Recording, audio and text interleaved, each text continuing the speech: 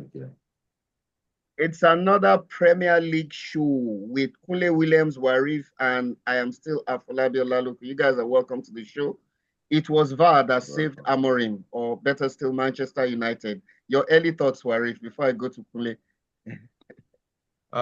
You see, like I always say, the problem of Manchester United is not the coach, it's the players. Some of the play, most of the, let me not say some, most of the players they are worn out. And if I'm the coach of Manchester United right now, Manchester they have nothing to fear or fight for or to lose. I know Manchester United will never be relegated. Like I told somebody, I said, why? Because the other team below them, they're not winning matches. So that one is settled.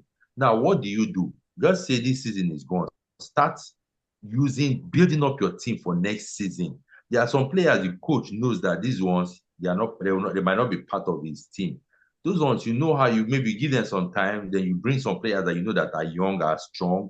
Just start building their confidence to let them know that these ones you are part of my team. With that, you see those players will prepare their mindset to know that okay, I'm part of the team and they want to give out everything. But Manchester United, the good thing is that they will not be relegated and right now they can't qualify for Europe. So it's a good one for them. Not like Arsenal that's fighting for to try to win the league or whatever.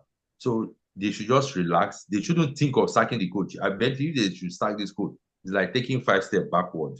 They should allow the coach to be. Let him study these players and know the people who will use next season and those players he won't use next season. That's just it. Yes, I think I quite agree with you. If there's nothing to lose anymore, we're not going to make the Champions League via the finishing top four in the table route. It's going to be winning UEFA. So I think they should start using the kids. If I was Amorim, I would put one in the attack, one in the midfield, and one Yeah. in defense. You have nothing to lose. Let them develop that fearlessness. You can see Arsenal is beginning to use Nwaneri and Kelly. Right. So I don't know why they can't build their confidence. I mean, Chidobe looked much of a presence than Hoyland when he came in, even though he still has that a little bit of nervousness and a little bit jittery. Mm. But give him a run of games. There's nothing to So lose beat really. the I don't know what fear, your beat thoughts the are, Kunle. fear. If I were Amorim Um, at this stage, that's what I'll be doing.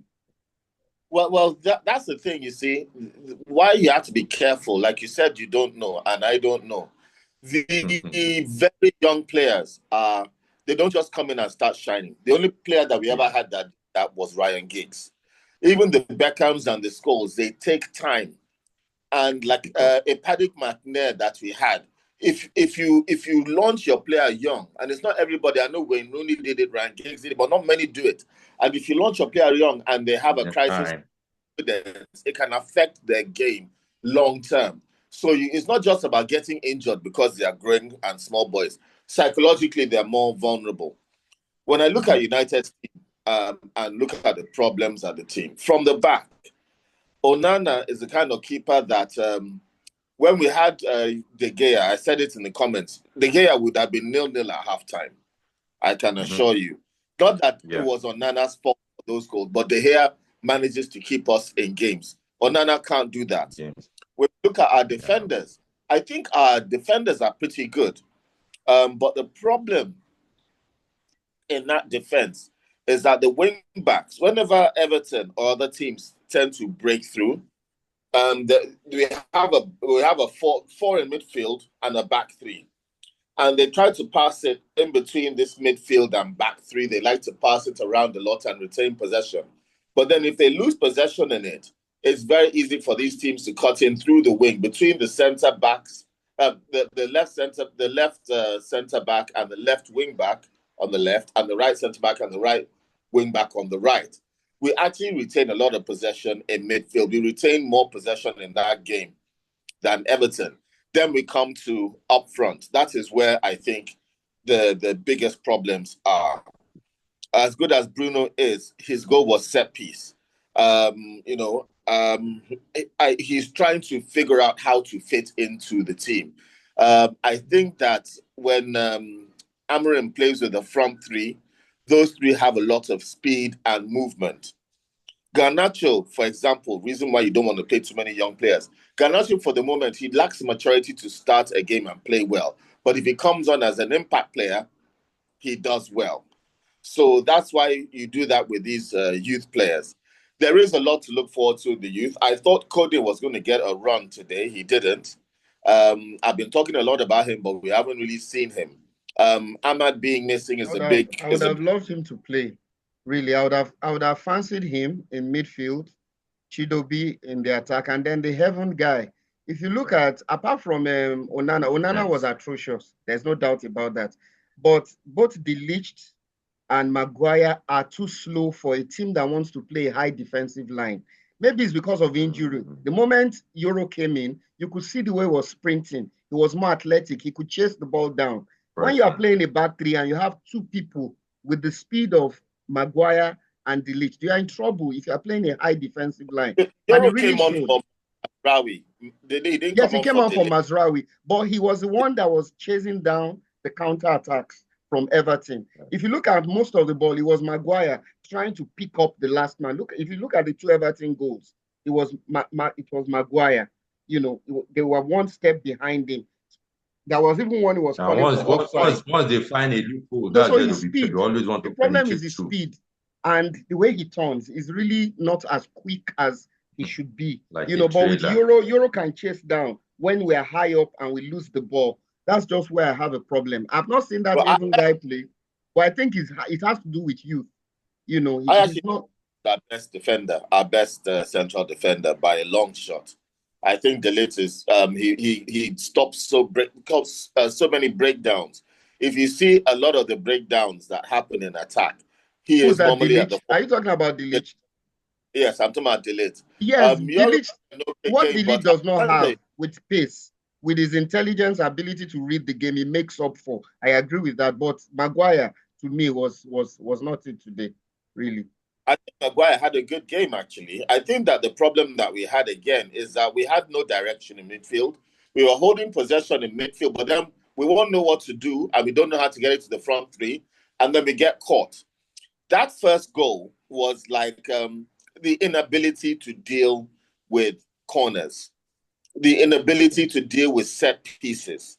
This is a constant problem because actually the way I see it, the goals are considered by set pieces, not from breaks, and that's because they're not cohesive. Because De Ligt and Maguire are big guys; they should be winning. Yes, because if you look at Saliba and Gabriel, they are not in any way bigger than these guys, and they defend their box better. Yeah, but Onana is the problem there because Onana doesn't, like I said, Onana is Dracula FC. He can't deal with crosses. And when the ball comes in the box, he doesn't know what to do. He just starts like shaking, panicking. That ball bounced around 5 or 6 times before it went into the goal, the first goal. They just couldn't clear. It was a comedy of errors. And it's not a comedy of errors. It's a horror of errors because it's constantly happening. They can't clear their lines. They can't, he can't come out and say, this is my ball, or somebody can't just come and clear that ball out of the box. From charge. The corner. So the set piece play, again, I think that's down to drilling. I think that if you look at the first half, we dominated possession, but we couldn't do anything with it. Our 2 goals were also set piece play. And even most of the possession when it was in our own half. The moment we cross the center line, we lose the ball and then we have to run back. And Højlund doesn't do it for me anymore. I don't know why he seems to disappear. He's becoming like Casper the Friendly Ghost. 72 million pounds. Yeah, he's going to position himself. I mean, Xerxes was visible. Xerxes' control on the ball is excellent. Oh, Xerxes was sexy. Yes, getting Bruno is Bruno, but I think Højlund is the casualty there. I just, I want to have faith in these young players, but for me, Højlund doesn't look like his style of play matches United. I don't think this type of Amorim ball matches Højlund's game. Højlund. Yes, I don't know. I think maybe when we get Dogu back and when we get our best player that's injured for the season, Ahmad. Back and Ahmad on the right and Dogu on the left. Maybe when they start bouncing balls in to create chances for Højlund, then I can see an improvement in Hoyland. I saw Dogu trying to put the ball in the net. I mean, like I said, Amrim's only player is Dogu, and he's looking like the new Ahmad. He's looking like the new Ahmad on the left. And he came in just as Ahmad got injured. So he didn't have the pincer movement of the Giggs and Beckham of the old days, that we used to have. Oh, I was So happy I with think his game. He looked energetic. He looked quick. He has loads of pace. We've been crying for that kind of player on the left, but I don't understand what Amorim is doing. Second half, he took him to the right. And then the guy had to turn to cross again. Trying to play I tactical think shit. another major problem why we're not performing well, I think, has to do with the way the club manages itself. I think that the amount of injuries that we get, there's some problem in the conditioning, some problem in the staff that are managing this. I mean, all of these players, they're passing medicals. They're passing these medicals and they're getting injured. Mason Mount, how did Mason Mount pass the medical and he's on the bench? Luke Shaw, when he came to us. So there's something with the medical team that is wrong in the way that they assess injuries. Varane, another player that we got, his career is over now. I mean, how are these players passing medicals? And then Of when we course. get them, best quality is availability. So that's another problem by itself. I think that's one area I feel they have to work on, really. But if you look at it, generally speaking, it's just the quality of our players. If you look at Tottenham too, Tottenham just have players coming back. Chelsea have a lorry load of injured players. I think it's only Liverpool, to a large extent, that has been very fortunate this season. And they have a deeper squad if you look at it. And I think that is one of the reasons why they're where they are. Liverpool has not had any high-profile injury this season. Every other team, Arsenal has had, Tottenham, Chelsea, Man United. But like you rightly mentioned, I mean, look at how long Mason Mount has been out. And they keep saying he's on his way back. When will that be? When the season is over? What injury he has? What, is it? I don't know. What it is? That's a mystery. You go and research it, you won't find out what's going on there. They're making cuts. They're trying to save money on small things. They want to reduce the portion sizes of food and reduce screws. Meanwhile, you have Casemiro collecting 350 grand in a week, Maguire 190 grand. And, Rashford on God knows how many hundreds of thousands. We spend almost 2 on wages alone. And then they're saving on small things that have big impact for many of the people in the club, which affects them around the club and creates a negative atmosphere for the workers, something that we don't see. So when you see miserable workers afraid of losing their jobs all over the place, food isn't so good, place isn't so clean because they sacked a lot of low-level workers that maintain the standards. The roof is leaking when it starts raining during the autumn. It's just so much mismanagement. It's mismanagement. I agree with you. And I'm going to go to Warif just now, but you hit the nail on the head. If you look at the amount of money they used to sack Ten Hag, than Ashworth, and then hire Amorim, is much more than all the redundancies and all the people they fired, and it doesn't add up, really. So it goes back to the Glaziers. What do you say? We're 1 billion in debt. I think I'm not sure there's dollars. A billion in debt, because we're just servicing the interest on the loan, so the debt remains, and then we have added onto that all our debt from purchasing players that didn't work out. We buy high and sell low, or buy high and let go of them when they're either not worth anything or their contracts expire. So you don't even get any money back on them. And then we buy 30-year-old players and give them 5-year contracts, and then wonder why after 2 years they're useless, and then nobody wants to buy them. Poor decision making. Warif, they've drawn Manchester United against Real Sociedad. What are their chances? It's gonna be a tough one. What do you think? If I'm the Manchester United coach right now, my mind should be in the Europa League instead of Premier League. Premier League is done and dusted for them. But you know what, Warif? With which players, please? Where are the players? Can you mention some of them? Would have done. Okay, go ahead. Anything is possible. That's what does the way. Real Sociedad right now, they'll be studying the weak point and the strength of Manchester United. And also Manchester United should do same, because it's like a war front. Now you look at the players you have, what can be done? Anything is possible. That is why before this time, since you know that you'll be playing round of 16, you need to start grooming these younger players. And some other, I believe there are some other, apart from Chidobe and Heaven, there should be some other Manchester United under 23 Oh, or under Harry 18 Amas is boys a that very are good good. player. I don't know. I think he's So you injured. you you, you bring Kunle. in these boys. Okay, he's injured. Yeah, he's injured. And these are growing boys. They get injured at that young age. You have a big Yeah. problem on your hands. Never recover from them. Konya is also a good player. Chidobe is also coming there. Heaven is So the also. coach, All the these coach players. should start learning how to give these guys the chance, build their confidence. If you look Then at for what, the management, of course, they have to be eased in. I agree with that, so that they don't yeah, get psychologically Yeah, not discouraged if they don't play well. downcast. But if you look time. at the way Arteta is using Nwaneri and Kelly, they're helping Arsenal, especially now that Saka is One area. injured, Havertz is injured. They Yeah. are putting in a shift.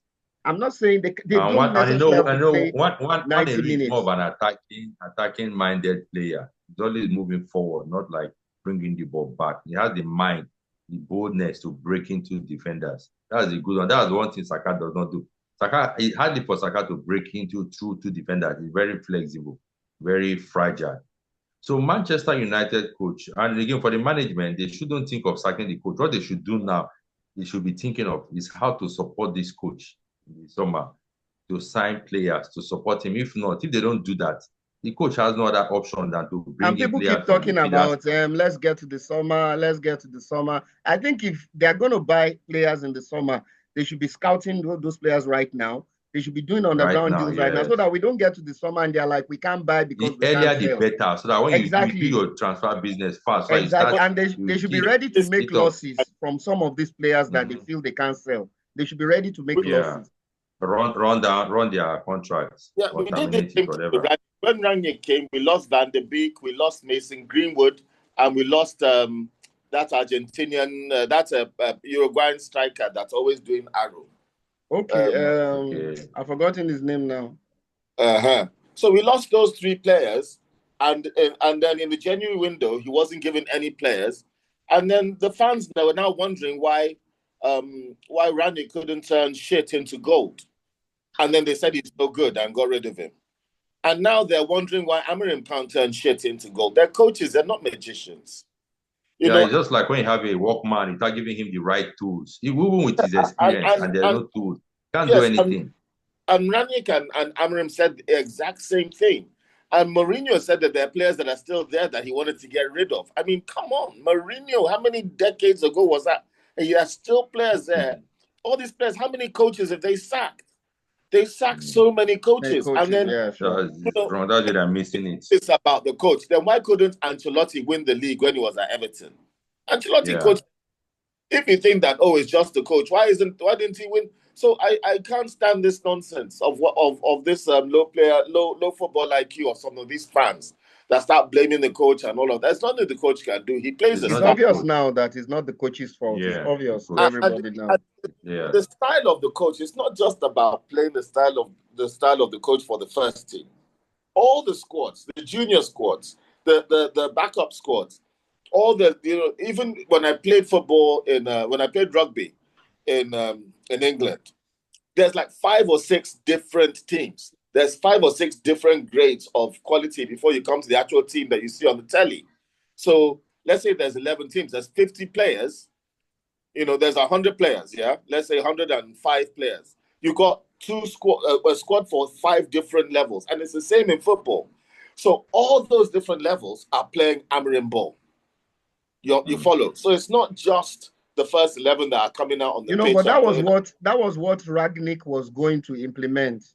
He wanted a system that would run through all the teams down to the under 18s and the junior team and everything. Under 15s, the players that are going to be there in the next 4, they're all playing Amarim ball right now. Exactly. Because it was similar when he was sporting director of Leipzig, it was similar to the model he implemented there. That Gegenpress thing, it was like that all through. So that even when you are recruiting, you have a certain profile of players that you are looking for. You are just not doing scattergun approach in the market. Exactly. But I think the Glazers are to blame for this.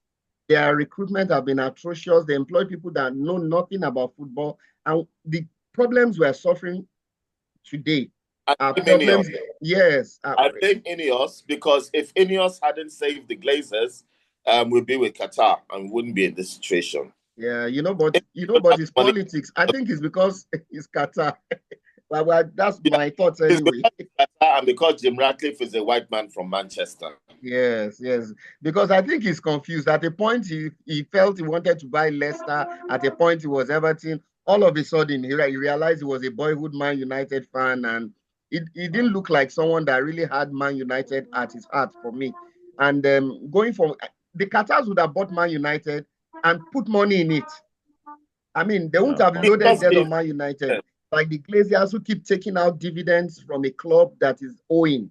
You can just imagine. They keep taking out dividends. One kobo. They haven't put 100 cents of their money into the club. And they've made millions. So how do they want the coach to perform? Exactly. The way that they bought the club, it's now illegal to buy clubs in such a way now. The way that they bought the club was that they now got these American companies to finance the debt. So that they now made to finance the debt for them, and then they now took over the club with the promise to pay off that cost with the debt. But what happened is that all they do is service the interest on the loan that they took a loan. Servicing the interest with the revenue the club was making. When they took that loan, in fact, the way they bought the club, in theory, we could have bought the club like that. If we had somebody that was behind us to say, "I'll lend you this money, of course, to buy the club, and then you will now pay back." You now pay me back. But instead of paying me back, just be paying interest on the loan. So over the last 20 odd years, the amount they paid on the interest is probably more than the actual loan amount itself already. And because Ineos are there and they save the Glazers, Qatar would have wiped out that debt in one day. Of course. So because of that, we have that debt carrying us forever. And with it, all these problems, they are now cutting back. They are looking to the Manchester City Council to build them a stadium because they don't have money to build a stadium. They're looking for all these kind of shortcuts.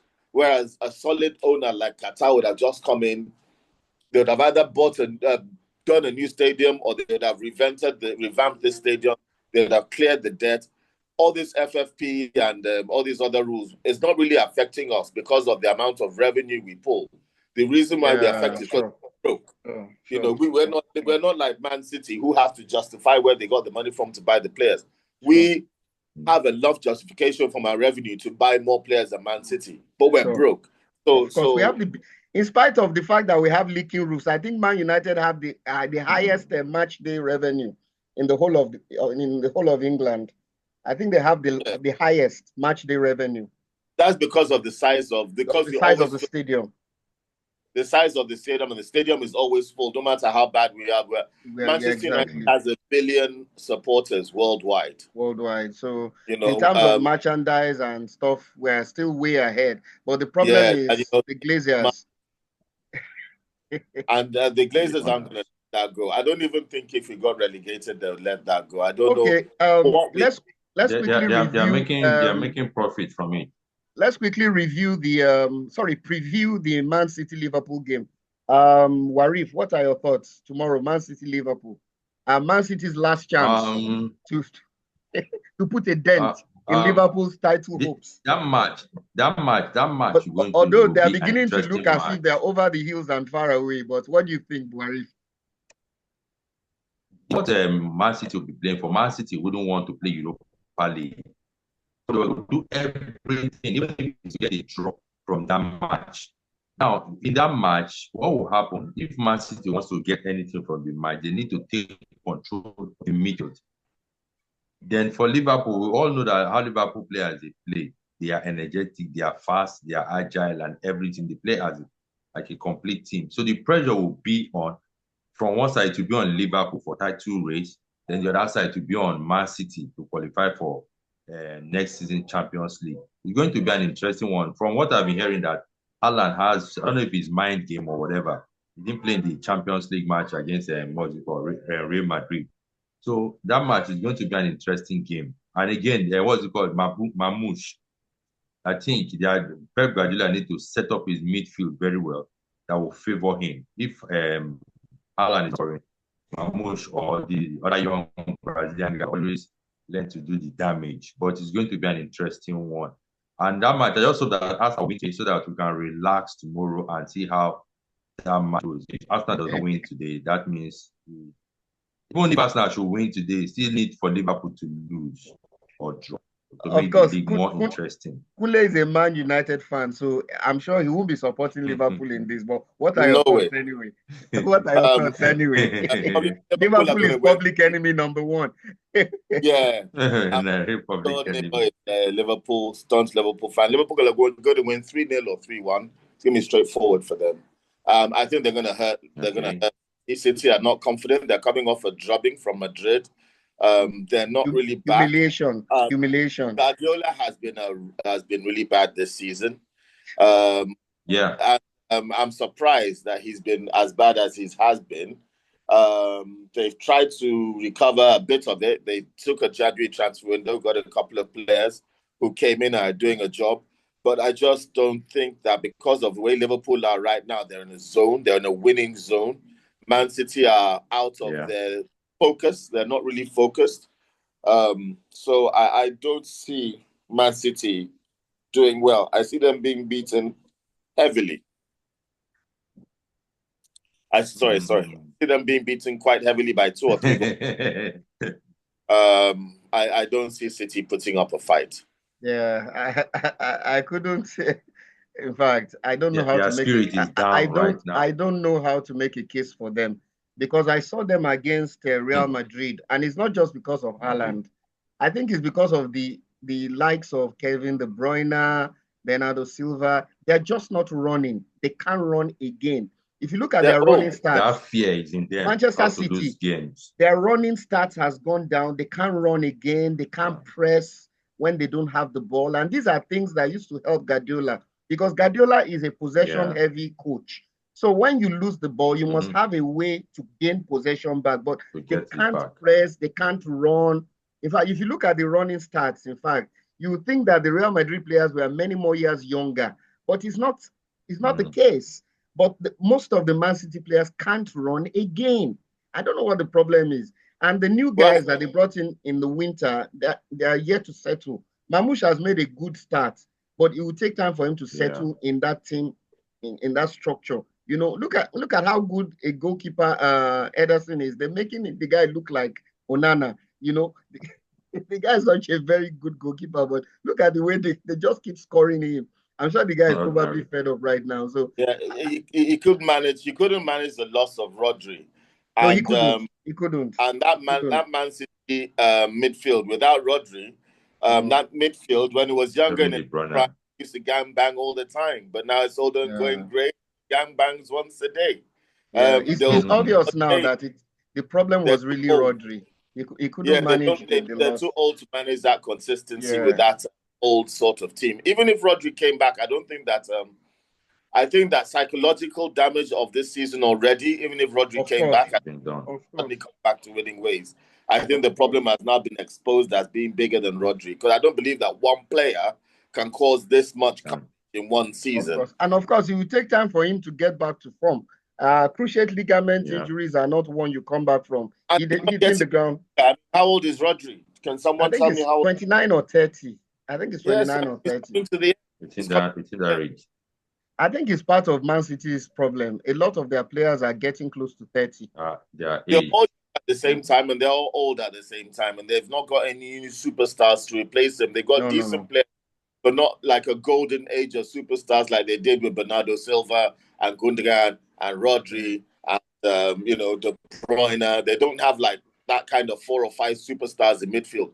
They're getting, Coach is okay, but he's not even that young himself.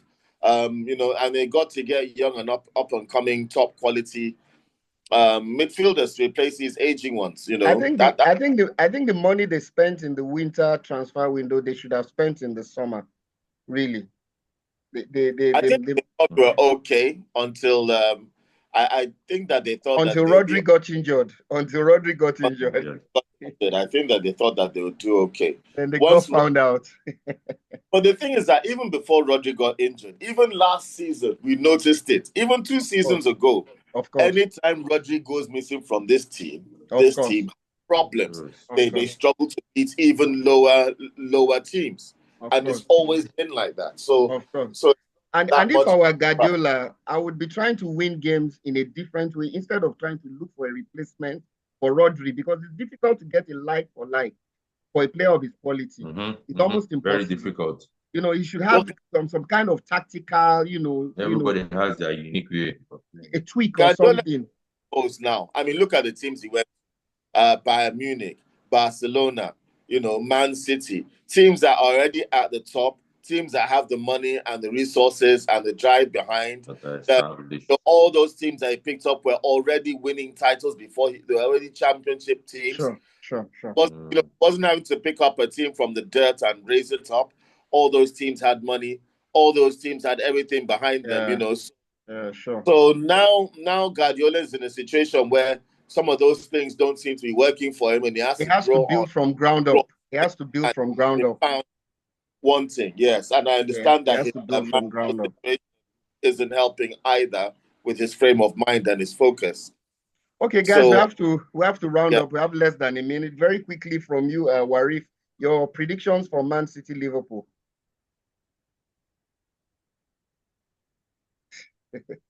Kule, your predictions from Man City Liverpool. Liverpool 3, Man City 1. Yeah, I think I'm going with that too. Liverpool 3, Man City 1. And from myself, Warif and Kule, it's bye for now. See you guys later. Yeah. Good show.